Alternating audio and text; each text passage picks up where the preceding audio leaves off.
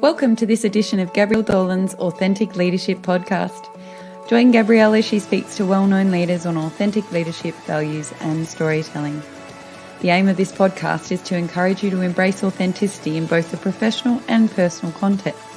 The stories and experience of her guests will be a wonderful catalyst for others to learn from.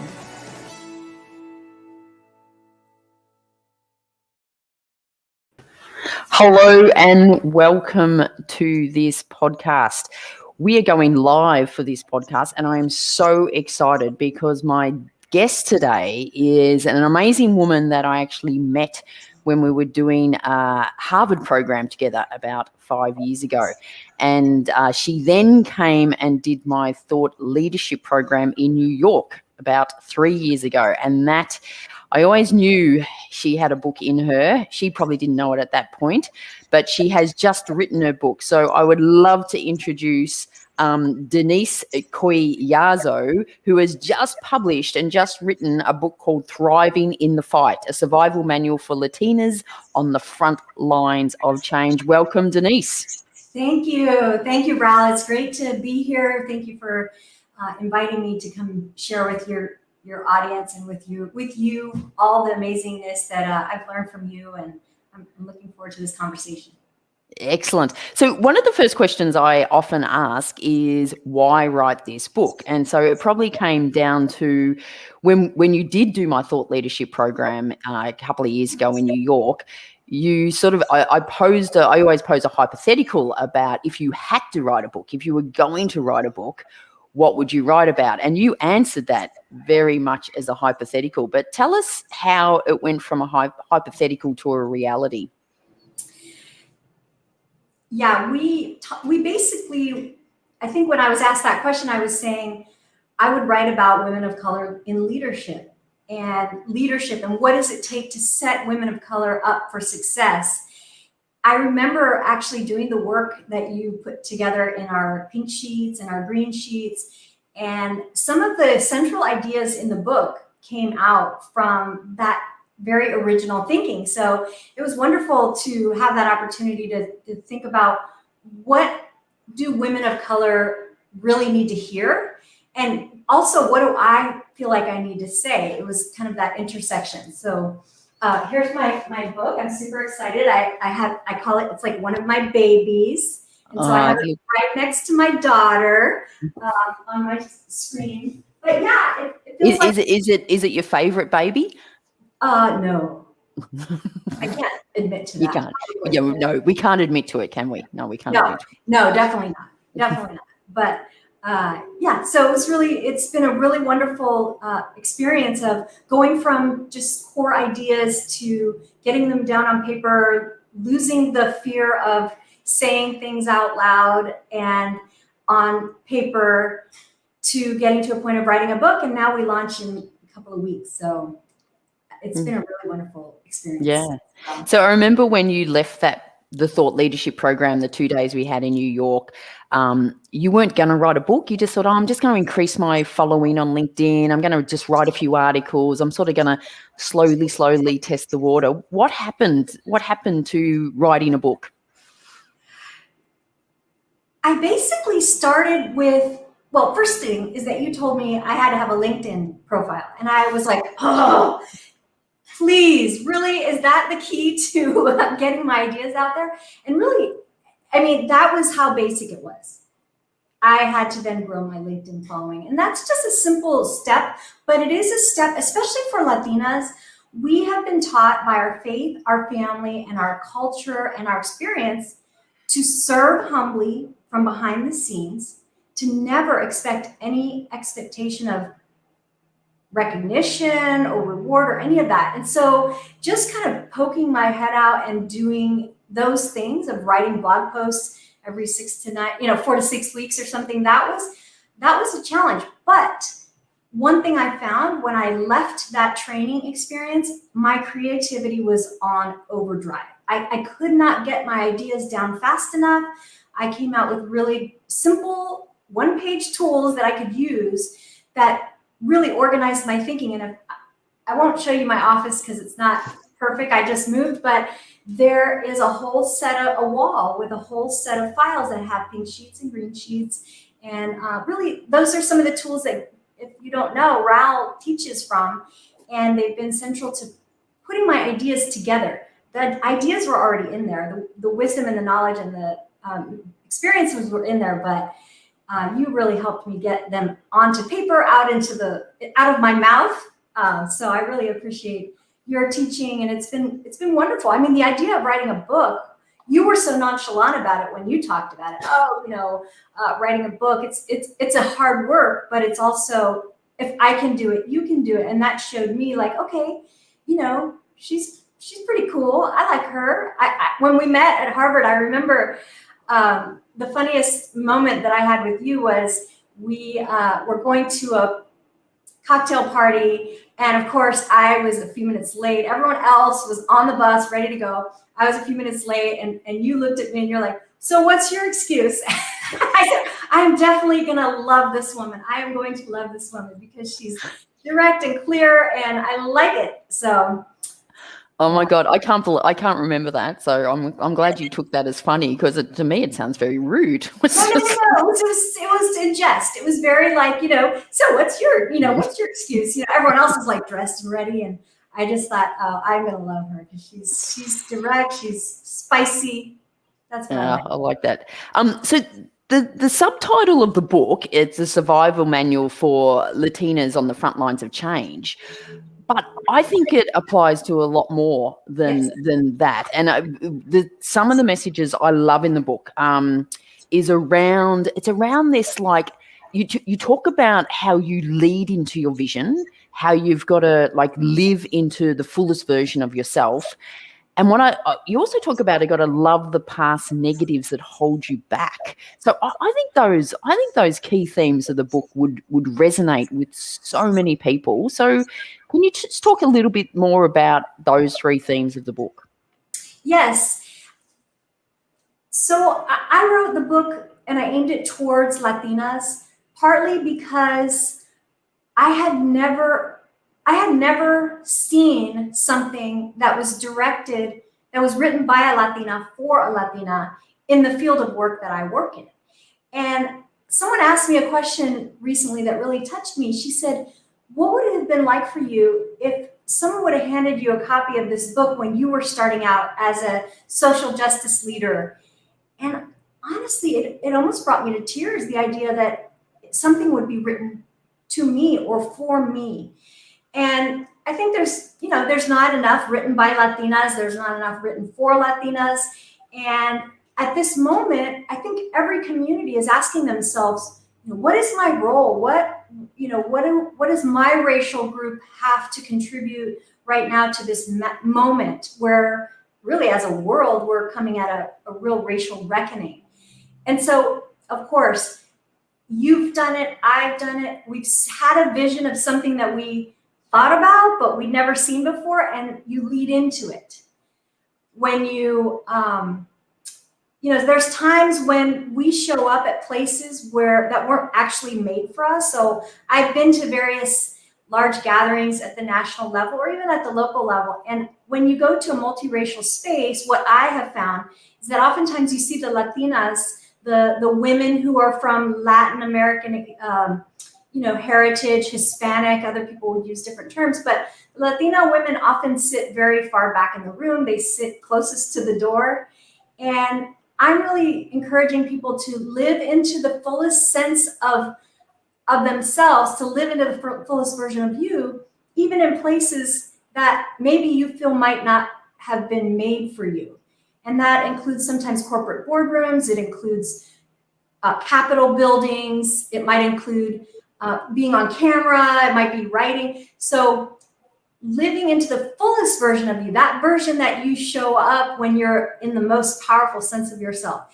And then the loving past negatives, I think I've seen you do this, Raoul, where you talk about how you didn't love English as a student. And even so, you pushed forth and wrote X number of books. So many I can't even count at this point. So we are often dealt negatives, whether it's negative voices, negative experiences, And the goal really is to love past them and to move into your vision. And that's what I'm really encouraging, because I believe that we can be exponentially more impactful when we're thriving than when we're simply surviving or even sometimes surrendering in the fight for social justice, economic justice, political justice. But what I have found, like you said, is when you have this conversation with students, with doctors, with people who are in different fields, the message tends to resonate. And it's been really interesting to talk with people of various backgrounds about some of the messages in the book. And a lot of what I talk about really comes out of the mistakes I've made. And so, laying out, putting yourself out there and showing ways that, we all fall down, and it's how you get up that matters. Yeah. I love one of your messages also is about being authentic and being you. And I think the love your past negatives really falls into that. I will often talk about, I failed English in my final year of school, but I've just published 6 books. And a lot of people go, why would you even admit that you'd failed English? It was like, because I did. Yes.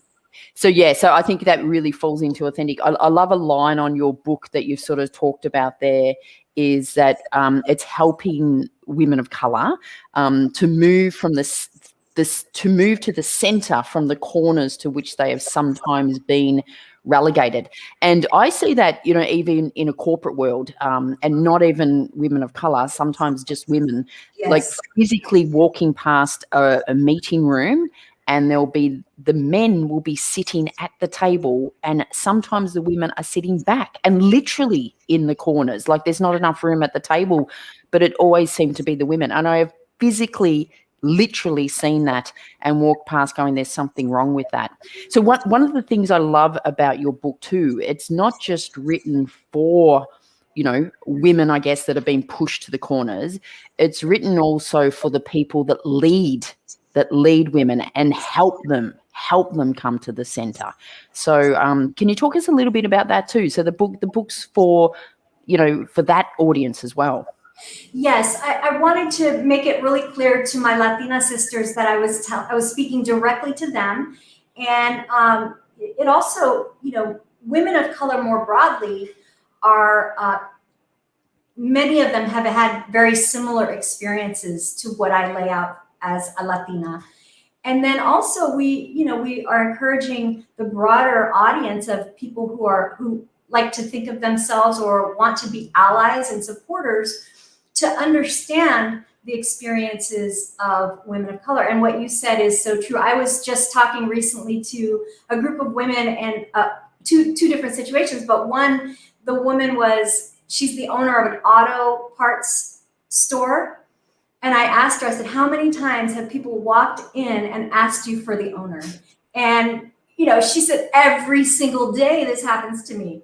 Another one of my friends is a doctor, and she often they assume that she's the nurse. So they're like, I need to speak with the doctor. And then she is faced with that strange situation. So it's both for the individual person, and sometimes we are the leader. Sometimes we are, as a woman of color, as we're seeing in U.S. politics, we have our first woman vice president, our first woman of color, first Black woman as a vice president, who got sworn in by the Puerto Rican Supreme Court justice. So we're seeing women being in leadership roles more common and more fully. And the goal is to make sure that as leaders, we don't then recreate those same patterns of having tables that are too full for other people to sit at. Yeah, I was going to actually ask you about the Kamala Harris and the election. What did that moment, what did that moment mean to you? What impact do you think that will have? As a Puerto Rican woman, to have 2 Puerto Rican women on the stage for a presidential inauguration was unimaginable. And then I love the fact that Justice Sotomayor, whose book I have right here, who's one of the people is on my bucket list of people to meet, but she was supporting the leadership of our first Black and South Asian vice president. that's what I think is really important, is that we need to, as Latinas, we need to follow the leadership especially in the United States, of the Black women, the Afro-Latinas, who have really paved the way for many of the civil rights fights that have happened. So for me to see so many, and then Andrea Gorman, who she lived into the fullest version of herself on the world stage. That was just beyond it was unimaginable, and that's part of what I think we're looking to see. I'm curious when I think about Amanda Gorman, if she would have shown up in a lot of corporate spaces with the yellow coat and the red Prada headset, would she have been? I'm sorry, what do you call it? Yeah. Would she have been told to tone it down? Yeah. Would she have been welcomed in her fullest sense, even though she had a bit of a speech issue in the past? So I just think that moment was really amazing to see Black and brown women working together to make things better for our families, but also for all of our families. When I saw that, it actually reminded me of one of the lessons that we actually learnt at Harvard, and they talked about it a lot, and that is that, you can't be what you can't see. And I think that helped with that. Very much Hey, so. Denise, one of the things I love about when you write is your stories. You have great stories, and I love reading your blog posts and your articles. One of the favorite stories I read in your book, it was almost like in the introduction, about when the advice your dad gave you when you went to school, and he literally said, if a girl picks a fight with you, punch her in the nose right there and then, and don't wait till after school when she's got all her friends with her, because then it's an unfair fight. And I'm thinking, oh man, I love your dad. Because most parents would not give that advice, and it would be very, no. But what's your favorite story of the book? Yeah, that is a great story. I think my favorite story in the book, I love that. That is one moment where, you really realize that where I came from, right? My dad grew up in the Bronx. But I think for me, my favorite story in the book is the story about Joanna Bencomo. And it really goes to the point you just made about you cannot envision something that you haven't seen before. And Joanna is a young woman who was running for city council in her town. She showed up. She was basically with her mother and her grandmother. They were driving through a somewhat wealthier part of her district that she was running for, and they were knocking on doors. And she explained that the men who were painting the house asked her, what she was doing. And they asked her, "Oh, are you here looking to clean houses?" And she said, "No, I'm running for city council." And later she described that moment as the most heartbreaking and magical moment of her campaign, because she felt like people had a picture of 3 Latina women driving around a wealthy neighborhood to try to find houses to clean, but even her own people couldn't imagine a young person going out knocking on doors to run for city council. The next day she won her election, and she continues in that role now. But for me, that's my favorite story in the book. Yeah, that is a great story. Just practicality. How did you go about getting all these stories and case studies for the book? Did you just reach out to as many people as you could? Actually, I tried to, like, when you talk about leading authentically, we all have to lead in the way that is comfortable to us. I love on your brand and your logo, you have yourself sitting down, with I think that's really important. So what I did was I convened a group of 12 people who are serving and served as my advisory board. And as we fleshed out some of the concepts in the book, I offered the opportunity for people to write stories or to tell me their stories. And as time went along, I would experience different things with them, and they would share their stories. So a number of the stories that are in the book are from the advisory board. And so it's partly my way of bringing along a community of people with me as we go through this learning experience of what does it mean to write a book? What does it mean to write a book in Spanish? How do we do this? What does a publisher do? I mean, all these things, we're all learning it together. So that's a way that I brought in a lot of other stories, plus my own experience with the movement. And truthfully, Ral, when I went to that Women and Power program at the executive education at Harvard, and I think I pulled you aside and I said, I really want to talk to you, because at that point I was panicked about speaking in public. I had zero confidence. And the idea of developing a simple story to communicate your message felt like I can do that. And for some reason I had developed a bit of a fear of speaking in public. And the idea of telling stories, oh, we do that. In our family, I don't know what you all do, but in our family on Thanksgiving, everyone sits around in a circle and we just tell stories and laugh and laugh till we cry.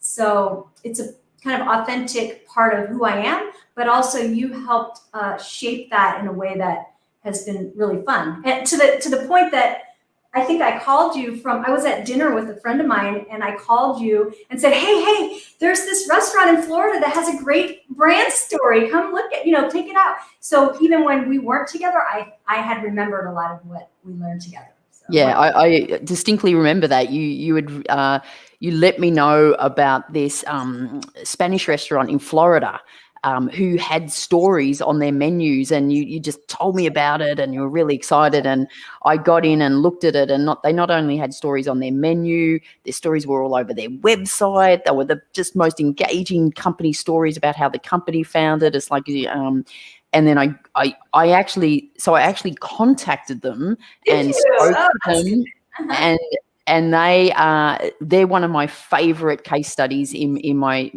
latest book. So yeah, so my latest book, Magnetic Stories, Connect with Customers and Engage Employees with Brand Storytelling, is similar to you. I spoke to a lot of people, but some companies were doing amazing stuff. So they sort of have a chapter by themselves, and Columbia Restaurant, where it was, gets a whole chapter to themselves. So I talk about that you introduced me to them. So the power of stories, and I love in your book your use of stories. So, and maybe I'm a little bit biased because your book is sort of how I write anyway. Your book's full of a lot of practical tips and insights, but a really nice combination of your own stories and the stories of others that really brings all the concepts to life. And to me, it's through the stories you really understand the message. Yeah. Well, thank you. And I find the same as, with Magnetic Stories. I feel like you are continuing to hone this concept of how important it is for us to think about our brand. And certainly I had not thought about what is my brand or what is our brand as our organization.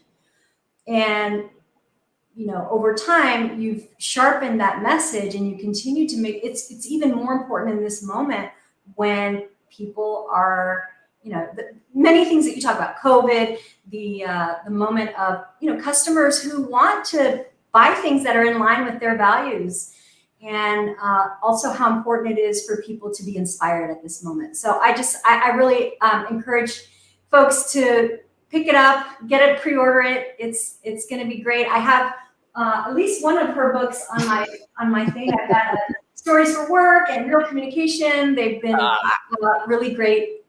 And one time I read your interviews for work right before I was going to do an interview for this national position, and it really helped me prepare. I didn't get the job, but I sharpened my own understanding. It was hard to not get that big national job that I had been sort of aiming for in my hopes, but it really helped me to think about my gifts and my gaps.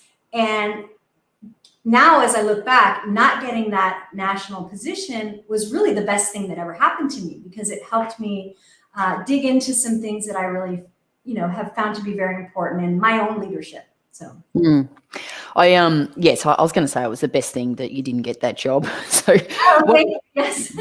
one of one of the things that, and both our books are out at the same time, but there's a really nice overlay. And because one of the things I talk about in the book is brand, like know what you want to be known for, and then actively do stuff that sort of demonstrates that and amplifies that. And I think sometimes when we talk about, the woman in the corner, everyone has a brand, but her brand might be, they're just quiet observer, they're just a good hands-on helper.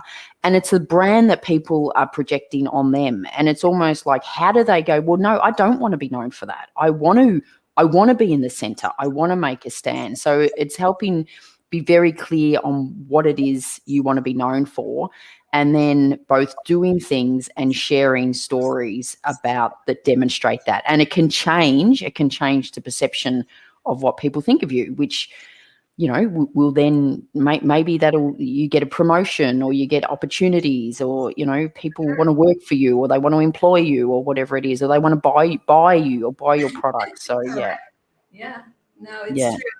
It's really, I think, for me, I changed my Twitter handle to Denise Thriving. And I have a picture of what to me looks like thriving. And when you write a book about thriving, you have to, you look at when were the moments when I wasn't thriving, and what does thriving look like for me? And that's been a good question to ask people. What does thriving look like? For you, Raul, what does thriving look like? Thriving to me, I guess it's a great question. To me, it's when you're in flow, when you feel like you're living your full potential, when you feel capable of doing it, when you feel really well supported to like almost live your dream. And I think when you're in the flow, setbacks can happen, but they don't stop you. They just might set you back, but they stop you. So that's what thriving means to me. I think when you're living to your full potential and everything feels like it's in flow. Yeah. It's been a great question to ask people, because everyone has a different image in their head of what it looks like. And then I encourage them to ask the question, okay, well, how do you answer the question when people ask you how you're doing today? Because often, especially during the COVID lockdowns, people's answers have been very different. Oh, I'm just like trying to get by. And so I think the book is really about trying to fill that gap between, how you might be feeling on a daily basis and what it will take for you. I think for me, thriving is when I was a kid riding my bike down the hill with the wind and sun in your face.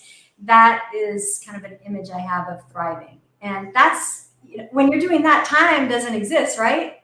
You just work, You've reminded me of a time when I was about 14 and me and my cousin were riding our skateboard down this hill that we'd never ridden down before, not knowing how steep it was. And I just remember going faster and faster and faster and thinking I am going to fall off. So I veered over to the lawn and I jumped off because I thought I'm going to fall off on grass as opposed to asphalt. And anyway, got a big scar. My hip bone was sticking out. But, I was 14. I was really skinny. It didn't take much for my hip bone. It was probably just a graze, actually. So, yeah, thank you for reminding me of that memory. But it was thriving up until the point where I thought, I'm in too far. I'm going too fast. Yes. So yeah. Yeah. Hey, Denise, where can people buy your books? I assume it's from all the normal, regular Amazon and sellers, but where can they get it? Yes. They can go to denisecollazo.com, and we have a link that sends you to Barnes & Noble. We are encouraging people to try to use Barnes & Noble or other sources as a way of supporting the fact that many book companies, in particular Amazon, is very, very hard on the Latino communities. They have many policies that are hurtful to our community. So I've asked many people to consider not buying it on Amazon. We're running a big pre-order campaign, and to this point, we have, I think, more pre-orders than anyone in our publishing company except for Parker Palmer. But I'll take it. Yeah. So it's the pre-orders are now. So when does it actually hit? When do we go live? February 23rd. February 23rd. So that is Pretty close. Yes. Excellent. Well, thank you, Denise. It's been fabulous to talk to you again. I always love it when we get the opportunity to catch up, whether it's, Harvard or New York or Zoom now. It's always good. I really encourage people to buy this book. It is such a book, even though the subtitle is for Latinas.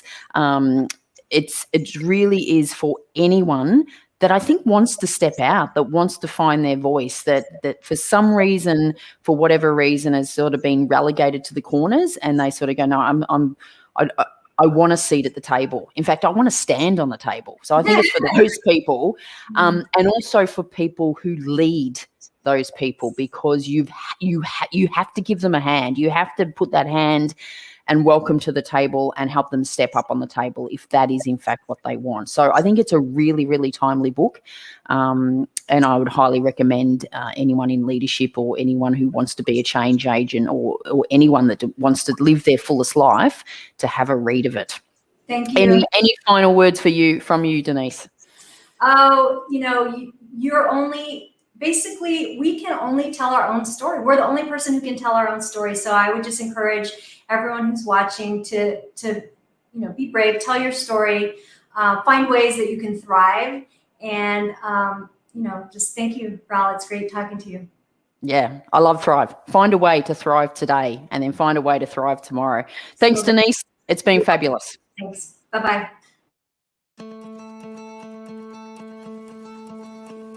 We hope you have enjoyed this podcast in the Authentic Leadership series.